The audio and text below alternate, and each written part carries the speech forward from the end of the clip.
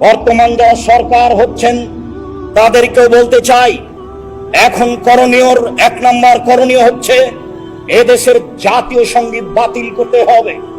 জাতীয় সঙ্গীতে ঠাকুর যতবার বলেছে ওমা তোমার আকাশ তোমার বাতাস, ততবার ঠাকুর কালিমাকে বলেছে ও কালিমা তোমার আকাশ তোমার বাতাস। আমি 32 বছর থেকে বলে আসছি, কালিমার বাপের আকাশ, আকাশ আল্লাহ, জমিন আল্লাহ, বাতাস আল্লাহ। কখনো মুসলমানের সন্তানের মুখ দিয়ে এই সঙ্গীত বের হতে পারে না, অসম্ভব।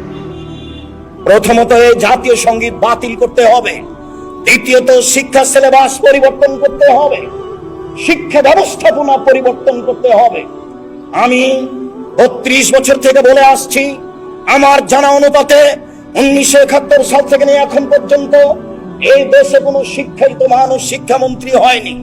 তাতে আমি বলেছি এই দেশের পাঠ্য বহু বই পুস্তককে টয়লেট পেপার হিসেবে ব্যবহার করতে হবে। আমিও বলছি এই বই পড়া তো বহু দূরের কথা, এই বই আমাদের ছেলেমেয়ের হাতে দেওয়া তো বহু দূরের কথা।